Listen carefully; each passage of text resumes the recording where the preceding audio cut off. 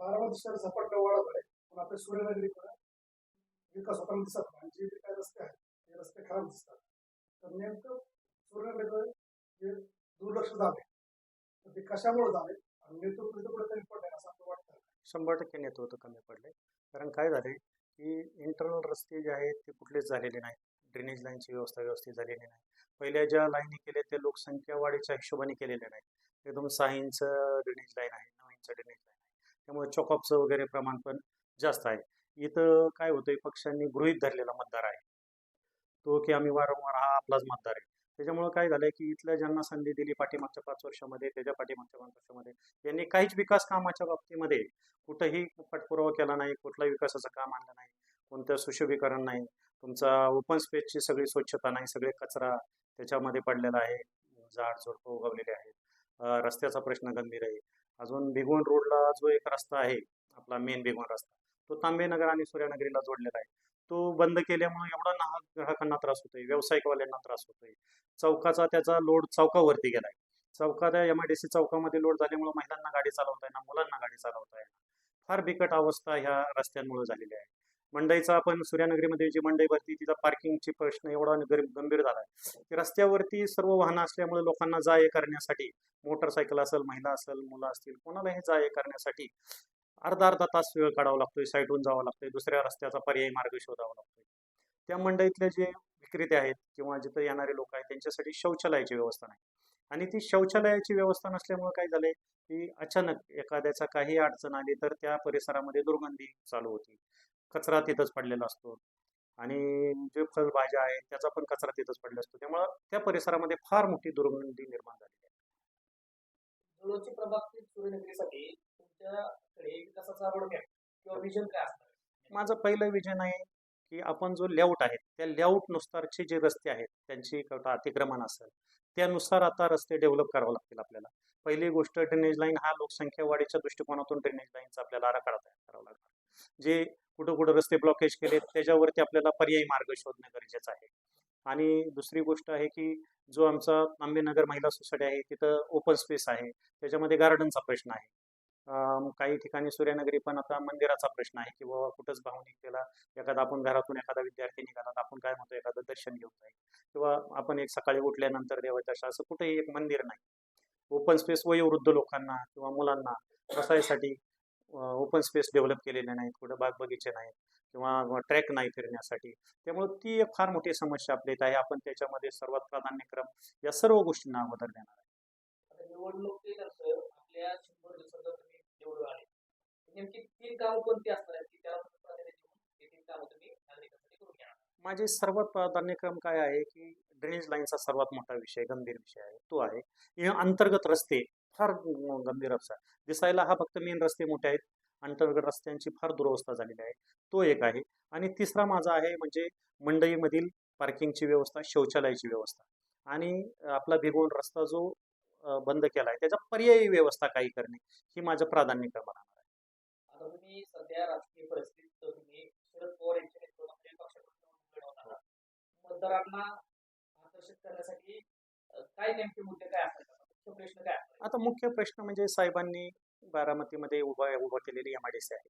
साहेबांनी बारामतीमध्ये सुरुवातीपासून जो केलेला विकास आहे, मोठमोठ्या कंपन्या आणलेल्या तो आहे.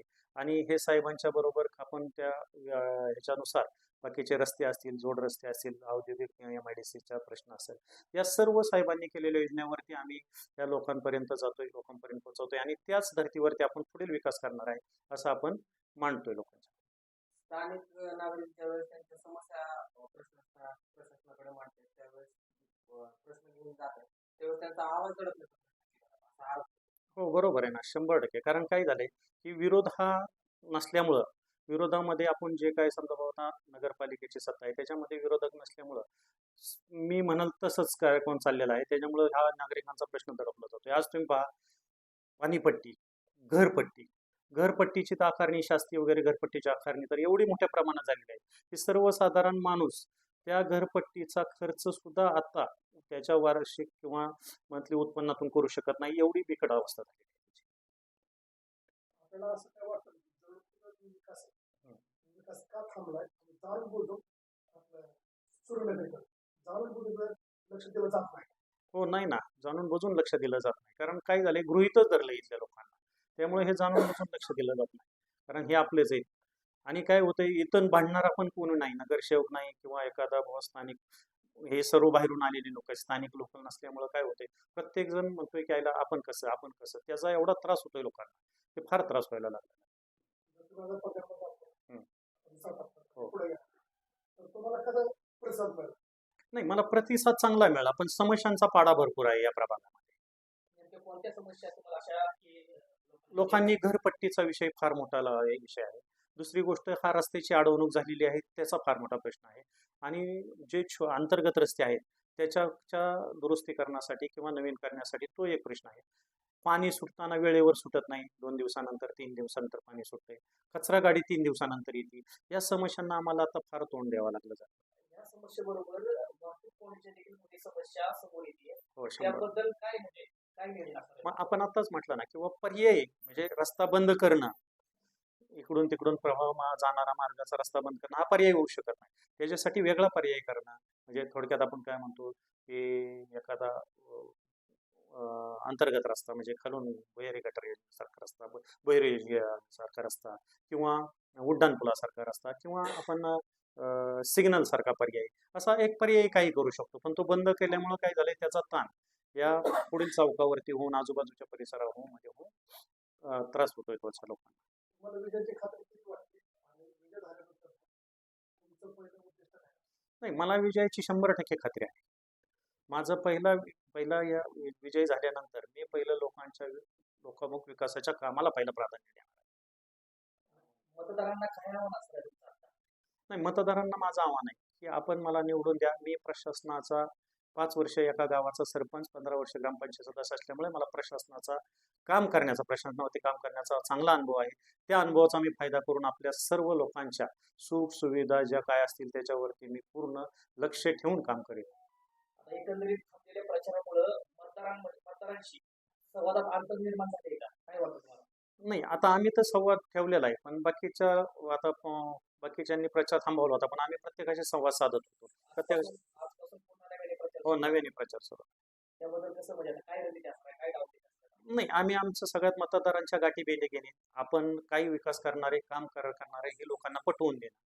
लोकांच्या मध्ये जाऊन आपण काय करणार आहे, कसं करणार आहे, विजन काय आहे, काम काय करणार आहे, कशा कोंडी सोडवणारी वाहतुकीच्या विकासाच्या बाबतीमध्ये या चर्चा करणं. आपण आपली तिथं जाऊन प्रतिमा दाखवून देणं की बाबा आपण काय केलंय, काय करणार आहे. आपल्या प्रभागात मदत करण्यासाठी आता युवा नेते रवींद्र पवार हो. यांना प्रामुख्याने काय वाटतं? हो, करणार आहे ना. योगेंद्रदादा पवारांना करणार आहे, आम्ही शर्मिलाताई वहिनींना करणार आहे, श्रीनिवास बापूंना करणार आहे, आम्ही सुप्रियाताई सुळेंना पण यामध्ये करणार आहे. कारण हा झालेला त्यांना आता इथं विकास झालेला नसल्यामुळं हा प्रभाग पण आम्हाला त्यांना एकदा दाखवायचा आहे की बाबा इथं एवढे दिवस असून सुद्धा सूर्यानगरी, तांबेनगर महिला सोसायटी या प्रभागामध्ये अजिबातही विकासाची कामं झालेली नाही.